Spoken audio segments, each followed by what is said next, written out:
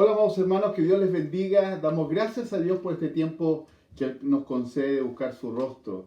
Queremos bendecir a todos aquellos hermanos que se conectan, aquellos amigos que se conectan, aquellos que de distintas ciudades de Chile o de otras partes del mundo también nos están siguiendo a través de este canal de YouTube.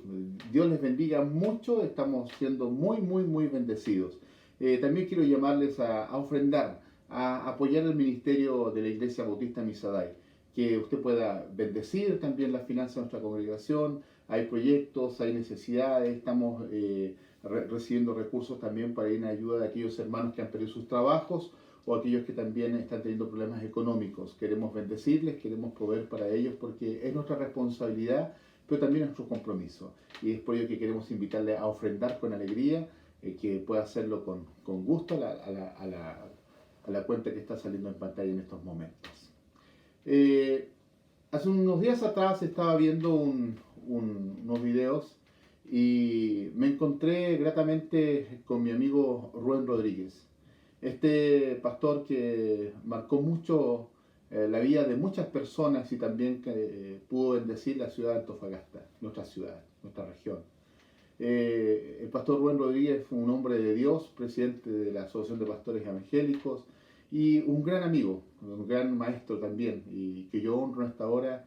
Él partió a la presencia del Señor hace unos años atrás y bueno, es un tremendo vacío que dejó en medio nuestro. Pero me encontré con él en las redes sociales y pude ver uno de sus programas que se llamaba Cambalache, en un canal local que emitía semanalmente. Y este programa tenía un nombre que no era un nombre religioso, no era un nombre común que usamos los pastores o las iglesias evangélicas. Usaba un nombre basado en un tango muy famoso que fue escrito por allá por el año 1934 por Enrique Santos Discépolo. Y este tango fue escrito para la película El alma del bandoneón. Y, y me puse a escuchar este tango y quise recordar y también recordar a mi amigo con esto. Y de alguna manera este tango Cambalache se hace muy quizás recurrente hoy al ver cómo la gente vive indiferente, cómo la clase política, religiosa, empresarial o la clase económica de una u otra manera ha quedado al debe, ha quedado de alguna manera mal ante la sociedad. Y este tango dice su letra de la siguiente manera. El mundo, voy a tratar de poner voz de Chela, ¿no? No voy a tratar de darle la entonación, no soy muy bueno para esto, pero vamos a darle lectura a la letra de este tango. Dice, el mundo fue y será una porquería, ya lo sé. En el 506 y en el 2000 también. Que siempre ha habido chorros, maquiavelos y estafados, contentos y amargados, valores y doble, pero que el siglo XX es un despliegue de maldad insolente, ya no hay quien lo niegue, vivimos revolcados en un merengue y en el mismo lodo, todos manoseados. Hoy resulta que es lo mismo ser derecho que traidor ignorante, sabio, chorro, generoso, estafador, todos igual, nada es mejor, lo mismo un burro que un gran profesor. No hay aplazados ni escalafón, los inmorales nos han igualado. Si uno vive en la impostura y otro roba en su ambición, da lo mismo que sea cura, colchonero, rey de bastos, cara dura o polizón. ¡Qué falta de respeto, qué atropello a la razón! Cualquiera es un señor, cualquiera es un ladrón, mezclado con Stravinsky, Van Don Bosco y la Maguinón, Don Chicho y Napoleón, Carnera y San Martín, igual que en la vidriera irrespetuosa de los cambalaches. Se ha mezclado la vida y herida por un sable sin remache, ve llorar la Biblia contra un calefón. Siglo XX, cambalache, problemático y febril, el que no llora no mama y el que no afana es un gil. Dale nomás, dale que va, allá en el horno nos vamos a encontrar. No pienses más, Sentate a un lado, que a nadie importa si naciste honrado. Es lo mismo que el labura noche y día como un buey, que el que vive de los otros, que el que mata, o el que cura, o está fuera de la ley. Este tango, escrito ahí en 1934, quizás relata de una u otra manera lo que está viviendo nuestra sociedad. Nadie confía en nadie. Nadie le cree a nadie. De alguna manera todos hemos fallado. La clase religiosa, la gente a veces cree en Cristo pero no le cree a los cristianos. Los políticos, que de alguna u otra manera pareciera ser que para las cámaras dicen una cosa, pero por debajo hacen otra. Pareciera ser que los que hablan de igualdad social les gusta vestir con marcas ostentosas y viajar por Europa o por Caribe. Pareciera ser que todos de una u otra manera ha hecho que esta sociedad, que todos hablan de la igualdad, pero en realidad no es tan igual. Esta cuarentena es muy fácil vivir en una casa grande, pero ¿qué pasa con aquellos que tienen una casa chica? ¿Qué pasa con aquellos que tienen por dónde echar mano y vivir cómodamente? O aquellos que tienen ahorros, o aquellos que viven independientes y que hoy día, como tienen que quedarse en sus casas, dejaron de tener ingresos. Pareciera ser que la vida hoy día nos ha hecho buscar las cosas sencillas. Quizás ha descubierto una parte de la sociedad que está oculta, que siempre estuvo allí, y ha sacado otros males. Quizás hoy día, al escuchar a tantas personas, uno escucha mucha desilusión, escucha mucha desesperanza, la gente está muy atemorizada, y con justa razón. Pareciera ser que muchos no le han tomado tan bien el peso de lo que significa esta pandemia. Pero veamos más allá. Hay pandemias que son del alma, hay virus que son del alma, que muchas veces hemos tratado de no tomar el peso, pero están allí, que han marcado, que han enfermado, que han dañado a nuestra sociedad, a la familia y a todas las esferas de esta. Y el mensaje que quiero predicar en esta hora se llama: ¿tu desilusión te pesa demasiado? ¿Tu desilusión te pesa demasiado? Pareciera ser que la desilusión es algo que nos pesa profundamente y que no nos permite avanzar, crecer, volver a confiar, volver a buscar a la gente. Pareciera ser que la desesperanza es algo que nos va marcando profundamente. Y quiero usar como base bíblica Lucas capítulo 24, versículos 13 al 35. Lucas capítulo 24, versículos 13 al 35. Y es un pasaje conocido que relata a aquellos hombres que iban camino a Emaús, a este lugar de termas, de descanso. Entonces, en base al concepto de estos dos caminantes, a lo que estaban viviendo ellos, también podemos decir a lo que nosotros vivimos. La vida a veces es desilusionante. Es una experiencia muy fea muchas veces la vida. El ser traicionado, abandonado, dejado solo. Cuando rompen la lealtad, la fidelidad, viene la desilusión. Ponemos esperanza en la gente, pero cuando no se cumplen nuestras esperanzas, viene la desilusión. Cualquier persona nos puede desilusionar. Un líder, un padre, un hijo, un pastor, un trabajo, una situación, la iglesia. Y todo esto afecta a nuestra fe. Las crisis hacen que uno olvide. Los apuros hacen que uno deje de confiar. Cuando las cosas no salen como uno piensa o quisiera, pareciera ser que aún mayormente nos bajoneamos y nos tiramos al suelo. Nos llenamos de temores, nos llenamos de amargura, nos llenamos de desconfianzas. Un corazón desilusionado, una persona desilusionada, de otra manera es también una persona que va a afectar tarde o temprano a otros. Por otro lado, hoy la gente no se siente pecadora, no siente el peso del pecado. Vivimos una fe religiosa, vamos y cumplimos con lo que nos piden cumplir, pero no tomamos el peso al pecado que nos aleja de Dios. No queremos cambiar nuestra vida. Las personas han perdido la sensibilidad espiritual. Y todos de alguna manera hemos caído en esto. Entonces, quiero leer algunos versículos de este pasaje. Versículo 13 del capítulo 24 dice de la siguiente manera, leo en la Nueva Traducción Viviente. Este mismo día, dos de los seguidores de Jesús iban camino al pueblo de Emaús, a unos 11 kilómetros de Jerusalén. Ponga atención, ellos salen de Jerusalén. En Jerusalén estaban los discípulos, en Jerusalén estaban los creyentes. En Jerusalén había pasado la gran situación el fin de semana recién, donde había muerto Jesús en la cruz. Sigamos, el verso 14. Al ir caminando, hablaban acerca de las cosas que habían sucedido. Mientras conversaban y hablaban, de pronto Jesús mismo se apareció y comenzó a caminar con ellos. Verso 16. Pero Dios impidió que lo reconocieran. Verso 17.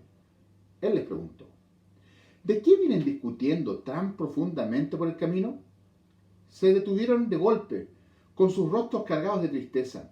Entonces uno de ellos, llamado Cleofas, contestó, tú debes ser la única persona en Jerusalén que no oyó acerca de las cosas que han sucedido allí en los últimos días. Jesús dice, ¿qué cosas? Las cosas que le sucedieron a Jesús, el hombre de Nazaret. Le dijeron, era un profeta que hizo milagros poderosos y también era un gran maestro a los ojos de Dios y de todo el pueblo. Estos dos desconocidos caminaban. Iban a Jerusalén, dice que eran 11 kilómetros de distancia. El único que se reconoce es a Cleofas. El otro era un desconocido, pero también Cleofas es la única parte de la escritura que sale. No se tiene mayor antecedentes de él, no se sabe quién es, no se sabe si era un cercano a Jesús. Quizás este Cleofas y su amigo con el que caminaba no eran de los más conocidos como Pedro, Juan y otros. Pero estos discípulos o creyentes no estaban donde debían estar. Punto 1. Nosotros los creyentes olvidamos fácilmente que Dios está con nosotros y que Él prometió estar con nosotros. Ellos no estaban donde tenían que estar. Cuando nos pasa alguna situación difícil, nos alejamos. Te alejas de algo, de alguien, porque estás desanimado, desanimada. Entonces, podemos decir que este camino de Emaús es el camino de las dudas. Es el camino de los conflictos. Es el camino del dolor. Es el camino de la angustia. Es el camino de la rabia, de la frustración. Vuelvo a reiterar. Es el camino de las dudas, donde muchas veces dudamos incluso si Dios está presente o está de nuestro lado. Pasamos por esa crisis de fe de todos nosotros. Emaús es el camino de las dudas. Entonces, estos creyentes o discípulos, después de escuchar a las mujeres que habían regresado, pongamos en contexto este pasaje, las mujeres habían ido a la tumba y Jesús no estaba. Habían ido a anunciar todo esto. Entonces, estos creyentes, después de escuchar a las mujeres que habían regresado del sepulcro, deciden que esto es demasiado para ellos y que están sobrepasados por la situación y que necesitaban un descanso. Quizás no querían enfrentar la vergüenza, quizás no querían enfrentar los cuestionamientos, quizás ellos decían, bueno, no encontraron el cuerpo porque alguien se lo robó. Pero se habían olvidado lo que la palabra decía, la profecía mesiánica que decían, y lo que Jesús mismo le había dicho. Ellos, de alguna manera, se alejaron del ojo de la tormenta, el ojo del huracán, y dijeron, ¿dónde podemos ir? Y tomaron la decisión de irse a Emaús. En Emaús, algunos dicen que había unos valles termales. En otras palabras, ellos dijeron, vamos a relajarnos, vamos a alejarnos del ruido, para no enfrentar situaciones. Y pareciera ser que muchas veces también nosotros hacemos lo mismo. Tratamos de huir, tratamos de no enfrentar. Entonces, Jesús, ante esta inminente amnesia temporal de estos discípulos, si podemos decir de esta manera, hace un milagro, hace una aparición. Dios mismo no permite que los discípulos se den cuenta, que no se den cuenta, y esto fue porque es algo intencionado de parte de Dios. Ahora, esta aparición de Jesús después de la resurrección se le llama la Epifanía, que son 3 ocasiones nomás que se relatan en el Nuevo Testamento. Entonces, podemos decir que a Jesús Le es sumamente importante que recuerdes, que no olvides, que la Biblia está llena desde el Génesis hasta el Apocalipsis de pedidos y acciones que tienen el objetivo de recordar. Jesús se acerca a ellos, aparece de repente en medio de esta caminata de estos discípulos desilusionados, desesperanzados. Dios no permite que se les revele, pero lo que hacen este caminar es hacerles recordar. Recuerdo también un pasaje de la Escritura que está en Éxodo 15, cuando habla de las aguas amargas de Mara. Y dice que el pueblo de Israel iba caminando durante 3 días sin beber agua. Y llegaron a un lugar, a un pequeño oasis, y las aguas estaban amargas. Y allí murmuraron, reclamaron contra Moisés. Y dijeron, nos has traído acá a morir, no tenemos agua, ahora vamos a morir. 3 días sin beber agua y llegamos a este oasis y las aguas están contaminadas, están amargas. La queja, la desesperanza, muchas veces no nos deja ver. La queja y la desesperanza, la amargura, la frustración, no nos permite ver. Porque si usted puede leer ese pasaje en Éxodo, las aguas amargas de Mara, y se da cuenta que cuando clama Moisés a Dios, Dios le muestra un árbol. Y ese árbol cae en las aguas y dice que las aguas se endulzaron. Quizás ese árbol lo habían visto desde el primer momento que llegaron a ese oasis. Quizás habían pasado por al lado del árbol, quizás se habían recostado en el mismo árbol. Y muchas veces no se habían dado cuenta que la solución estaba al lado de ellos. Muchas veces nosotros no nos damos cuenta que la solución está más cerca de lo que creemos. Nos aislamos, nos amargamos, no nos permite ver que Dios está presente. En los momentos más difíciles de nuestra vida, en las amarguras más profundas de nuestra vida, Dios está presente. Jesús caminaba con los discípulos, estos discípulos desilusionados, amargados, desesperanzados. El mismo Jesús caminaba con ellos. Jesús está presente y no nos damos cuenta. 2. No somos indiferentes para Jesús. Versos 15 al 21, ya leímos al 19, sigamos el 20. Dice de la siguiente manera: sin embargo, los principales sacerdotes y otros líderes religiosos lo entregaron para que fuese condenado a muerte y lo crucificaron. Nosotros teníamos la esperanza de que fuera el Mesías que había venido para rescatar a Israel. Todo esto sucedió hace 3 días. No obstante, bueno, vamos a dejar hasta el versículo 21. Pero tú y yo no somos indiferentes para Jesús. Jesús mostró interés y se conectó con los desilusionados discípulos. Y les pregunta por qué estaban tristes.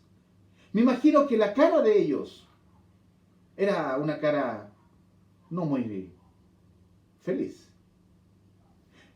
Y saben, la conversación de estos discípulos mostraba y marcaba realmente lo que había en sus corazones.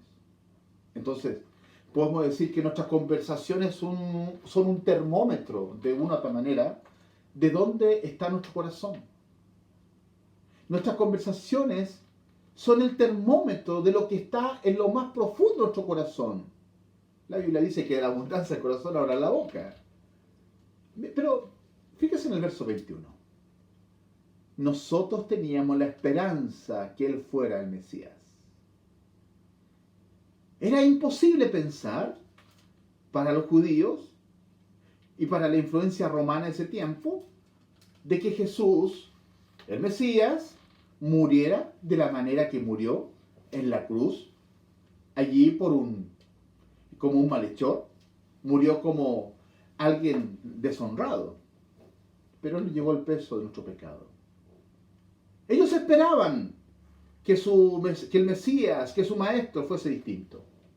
Entonces, vale la pena que nosotros nos hagamos la siguiente pregunta. ¿Qué esperabas que Dios haga que Él o que tú pensabas que Él iba a hacer sobre ti? Sobre alguna situación especial, sobre algún conflicto, sobre algún problema. ¿Qué debía cambiar o transformar Jesús que le pediste con tantas ganas y no lo hizo? ¿Qué es lo que esperabas que impidiese Y Jesús no lo hizo. Quizás querías que Jesús impidiera una tragedia familiar y esa tragedia vino más fuerte de lo que pensabas. Has pasado o estás pasando dificultades, conflictos, necesidades y has pensado que Jesús se alejó de ti. ¿Qué enfermedad te ha atacado que tú no esperabas? ¿O no te has sanado y has orado a Dios y no te has sanado? Quizás has hecho un negocio y oraste tanto a Dios y ese negocio te fue mal. ¿Qué relación se rompió que tú nunca pensaste que se iba a romper? ¿Dónde pensaste muchas veces que Dios iba a estar contigo y pareciera ser que no estuvo? Porque no contestó como nosotros queríamos que contestara. Muchas veces Dios contesta no de la manera que nosotros queremos que conteste. Entonces, frente a esto, cuando Dios no contesta como nosotros no queremos que conteste, estos discípulos iban caminando y decían que nosotros teníamos la esperanza de que fuera el Mesías. Muchas veces nosotros nos llenamos de esperanza que nos vamos a sanar o prosperar o a restaurar nuestros matrimonios, nuestra familia, nuestras dificultades y no sucede como nosotros queremos. Pero a pesar de todo esto, Jesús sigue siendo glorioso y sublime. Pero la pregunta que debemos hacernos es, pero para ti que estás pasando un momento difícil, una dificultad, un conflicto, ¿Jesús sigue siendo glorioso y sublime a pesar de eso? ¿O ha cambiado todo? ¿Tu fe ha cambiado porque Jesús no contestó como tú quieres que contestara? Porque cambió todo o hacer de la vida como no querías enfrentar. Hay situaciones que enfrentamos o enfrentaste donde pensaste que Dios iba a contestar de una manera distinta. Entonces, es importante que nuestra fe debe ser una fe madura. Como decía la semana pasada, no puede ser una fe con un Dios que si te portas bien, te va bien, si te portas mal, te va mal. O sea, te castiga. Pero yo creo que esta pandemia, muchos han hablado de que eso es la ira de Dios, pero siempre han habido pandemias. Yo creo que lo que sí Dios está haciendo con toda esta pandemia es disciplinarnos, que es muy distinto. Y esta disciplina tiene que ver con volvernos a Él, volvernos a la santidad, volvernos a buscar del Señor. Pero no podemos mostrarlo como que es la ira de Dios que va a destruir todo y va a desaparecer todo. Y a unos ya incluso están poniéndole fecha a la venida de Cristo. No, yo creo que esto es disciplina de Dios. Dios nos está disciplinando totalmente. Claramente Dios nos está disciplinando. Y si tú no has entendido así, tú tienes que reflexionar sobre esto. Pero, según lo que hayas pasado o estés pasando, ¿Jesús sigue siendo tan glorioso y sublime para ti? Algunos predicadores dicen, ven a Jesús y vas a sanar. Ven a Jesús y se ha restaurado tu matrimonio. Ven a Jesús y este negocio que estás haciendo va a ser el mejor. Siembra, pacta, y haz esto, lo otro y te va bien. ¿Y cuando no te va bien? ¿Y cuando no salen las cosas como oraste o pediste o creíste? ¿Jesús sigue siendo Jesús? ¿Y Dios sigue siendo Dios para tu vida? ¿O quizás tu motivación era tan grande y que buscabas a Jesús por los panes y los peces? Si decide Jesús hacer lo que no esperamos, ¿tu fe será igual hacia Él? Él no es un medio para alcanzar lo que nosotros quisiéramos o satisfacer nuestros caprichos. A veces Dios contesta nuestros caprichos por amor y misericordia y a veces uno no lo entiende porque es su amor inigualable. Pero Dios muchas veces permite que sucedan cosas, que pasen cosas y muchas veces nosotros no entendemos. Jesús invirtió tiempo con ellos y esto lo hizo totalmente de manera intencional. Él intencionalmente caminó con los discípulos. A esto le llamamos intimidad. La intimidad que Jesús quiere pasar con nosotros es intencionalmente nos busca. Todos los días nos busca, todos los días nos habla, todos los días nos ministra, todos los días trata de revelarse a favor nuestro, por amor. Caminar al lado de una persona muestra cuánto interés tenemos de ella. Los que hemos pasado por dificultades vemos lo solos que nos sentimos en los momentos más difíciles. Y vemos que los verdaderos amigos son tan poquitos y la gente a la que le interesamos son tan poquitos, pero son de tanta bendición. Quiere que experimentemos su presencia. Eso es lo que quiere el que caminemos con Jesús. 3. Jesús quiere pasar tiempo con nosotros, versos 22 al 27. Sigamos el verso 22. No obstante, algunas mujeres de nuestro grupo de seguidores fueron a su tumba. Esta mañana temprano regresaron con noticias increíbles. Dijeron que el cuerpo había desaparecido y que habían visto a ángeles, quienes les dieron que Jesús está vivo. Algunos de nuestros hombres corrieron para averiguarlo y efectivamente el cuerpo no estaba, tal como las mujeres habían dicho. Entonces Jesús les dijo: ¿qué necios son? ¿Les cuesta tanto creer todo lo que los profetas escribieron en las Escrituras? ¿Acaso no profetizaron claramente que el Mesías tendría que sufrir todas estas cosas antes de entrar en su gloria? Entonces Jesús los guió por los escritos de Moisés y de todos los profetas, implicándole lo que las Escrituras decían acerca del mismo. Jesús quiere pasar tiempo con nosotros. Son lentos para entender. Les llama la atención. Son insensatos, se le dice. Ellos no creyeron a la palabra que estaba profetizada y dicha. Ellos no creyeron, no por lo que lo dijeron las mujeres. Las mujeres habían dicho algo, habían dado una esperanza, pero ellos no creyeron. Un Mesías que sufría para los judíos era algo inconcebible. No podía ser que el Mesías que venía a salvarlos, a liberarlos de sus batallas, muriera en la cruz. Un Mesías que sufría era algo inconcebible. No les entraba en la mente, en la cabeza a los judíos la gloria y el sufrimiento. Piensan que la vida cristiana, muchos también piensan que la vida cristiana es felicidad y prosperidad. Y que el dolor debe ser ajeno a nuestra vida. Pero el dolor, amados hermanos, usted lo sabe, yo lo sé. El dolor es parte de la vida misma. Muchos cristianos creen que el cristianismo es felicidad y prosperidad y se niegan a estar enfermos, se niegan a pasar por dificultades y sienten que están mal y otros dicen que ya están en tanto pecado, por eso les pasa lo que les pasa. Amados, no. Jesús, nuestro Jesús nos muestra la gloria y el sufrimiento, nos muestra la esperanza, nos ve el amor, el poder sobrenatural de Dios. Hay que ver las cosas como Jesús las ve. Somos selectivos para creer muchas veces. Nos gusta todo lo bonito, pero los problemas no nos gustan. Nos gustan las cosas hermosas, las alabanzas, los cánticos, los abrazos, las oraciones que nos animen.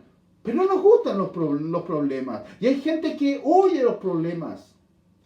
Las dificultades no nos piden permiso, amados hermanos. Las dificultades no nos piden permiso. Vivimos un mundo de seres humanos, no de máquinas perfectas. Cometemos errores, es parte de la vida. Cometemos errores en el trabajo, en la calle, en el matrimonio, al escoger amigos, al hacer decisiones financieras. Cometemos errores. Algunos errores pueden ser devastadores, pero la mayoría pueden ser cambiados por nuestro bien. 1 Pedro 4:12 dice: queridos amigos, no se sorprendan de las pruebas de fuego por los que están atravesando, como si algo extraño les sucediera. Queremos lo glorioso, pero no lo doloroso. Queremos lo glorioso, pero no lo doloroso. Y nos cuesta entender eso.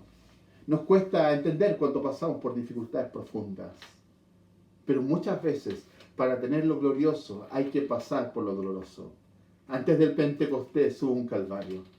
Antes del derramamiento del Espíritu Santo hubo un Calvario. Y producto de ese Calvario, ese sacrificio en la cruz del Calvario, usted y yo tenemos el dunamis, el poder del Espíritu Santo en nuestra vida, para creer, para buscar, para ver que Dios nos usa de una manera sobrenatural y a pesar de nosotros.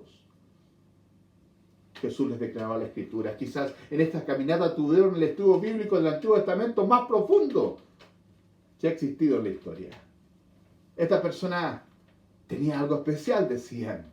Reconocieron su esencia cuando Él partió el pan. Su presencia hizo arder sus corazones. Jesús no es un medio para alcanzar lo que necesitamos, queremos o deseamos. Jesús es el medio por el cual el Padre nos alcanzó.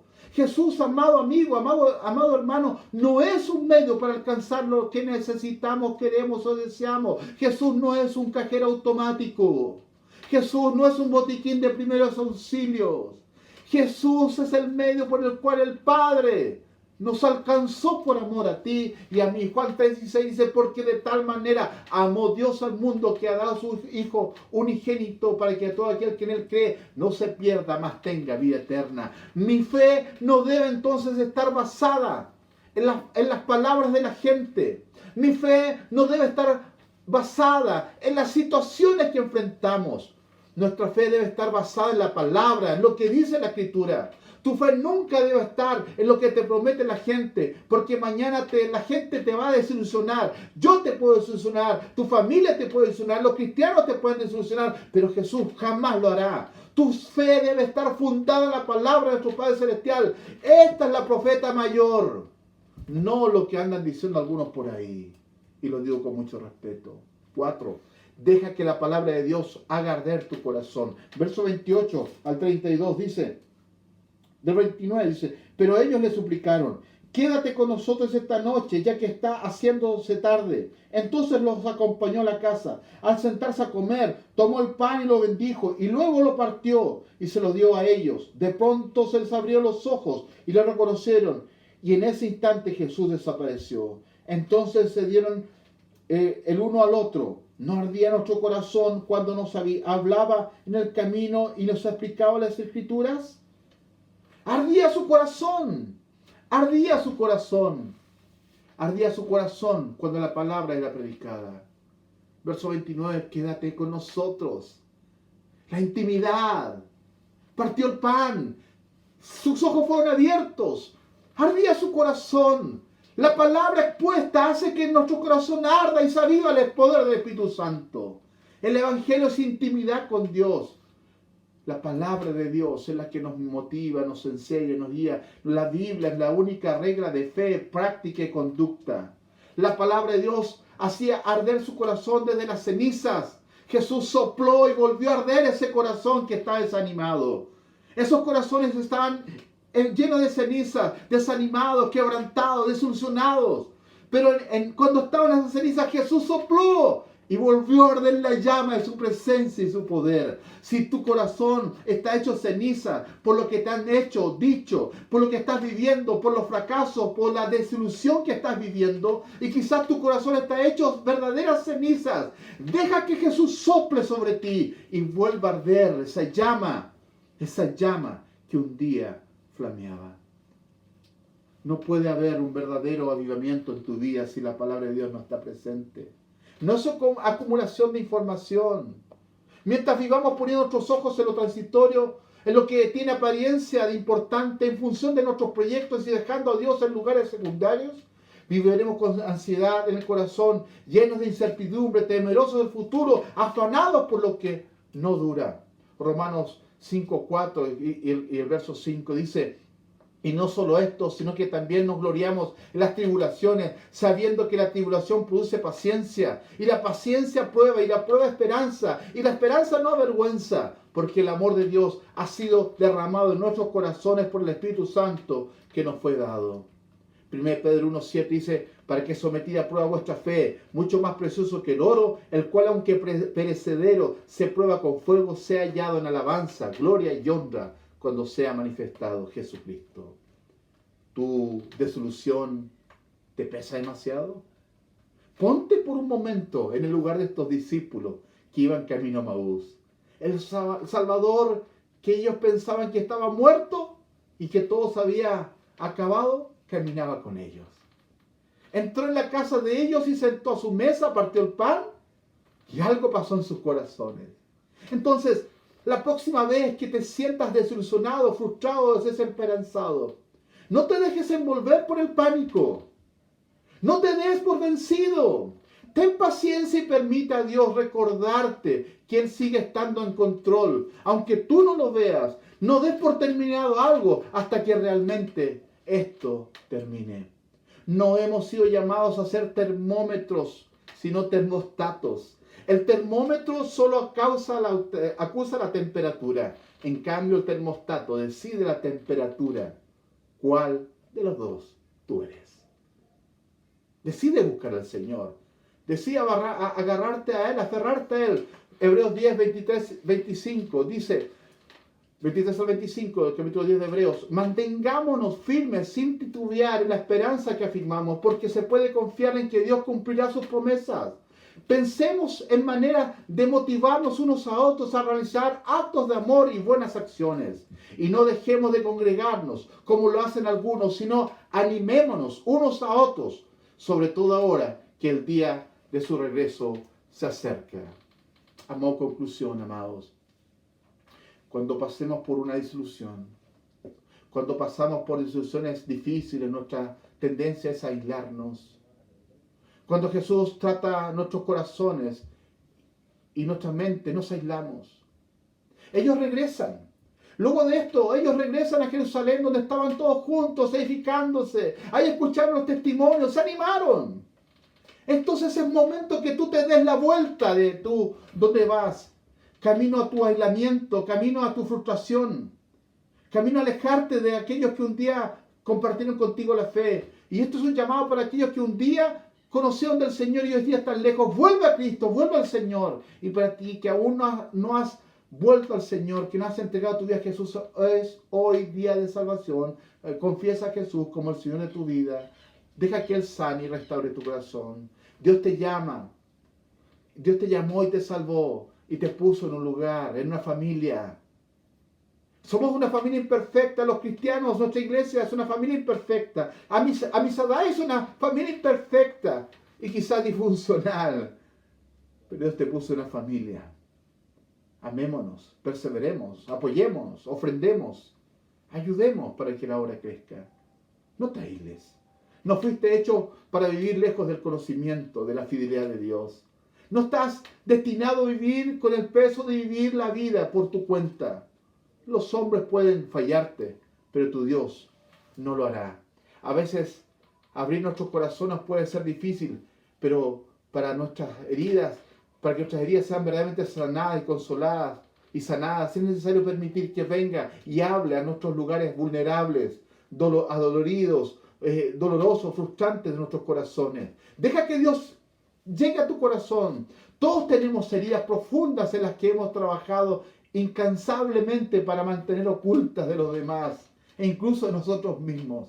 Todos tenemos áreas de nuestra vida que parecen doler demasiado para volver a salir adelante. Cuando Dios te invita a abrir los lugares heridos de tu vida, debes saber que solo hablará palabras de amor, misericordia, perdón y restauración. Debes saber que después de que termine, Él te va a consolar, restaurar y levantar. Abre tu corazón a tu Padre Celestial. Hoy mientras oras, mientras haces esta oración conmigo al final, mientras buscas del Señor, mientras escuchas este mensaje, abre tu corazón a Jesús. Permite que el Espíritu te guíe a las heridas que necesitan ser consoladas y sanadas, permitiéndole que te envuelva en su presencia amorosa y que te guíe en la vida abundante que Él tiene para ti. Padre, en el nombre de Jesús, yo te pido que te glorifiques. Toca los corazones, ministra las vidas, restaura, sana, haz milagros en medio nuestro. Oro por aquellos que están desilusionados de la fe, de los pastores, de los líderes, de la iglesia, de la familia, del matrimonio, de los trabajos. Yo te pido que trabajes en ellos y restaures. Saque, Señor, y puedas liberarnos de nuestros temores, nuestros miedos, nuestras angustias. Ayudarnos a tener esperanza, a vivir en esperanza, a vivir en victoria, a vivir entendiendo que tú tienes todo bajo control y a creer y a depender de ti en todo momento. Bendícenos en el nombre de Jesús. Amén y amén. Síganos estos días en las distintas reflexiones. Invitamos a que pueda ofrendar a la cuenta que está saliendo en pantalla. Es necesario su ofrenda, es necesario su diezmo, es necesario también sus aportes para ir en ayuda de aquellos también que necesitan. Estamos recibiendo recursos para ayudar a aquellos hermanos que han perdido sus trabajos o que son independientes y que ya no tienen los ingresos que antes tenían. Queremos bendecir. La iglesia está llamada también a bendecir y usted es muy importante para hacerlo. Que Dios les bendiga. Un fuerte abrazo. Está mi número telefónico. Llámeme o escríbame. Quiero orar por usted. Bendiciones.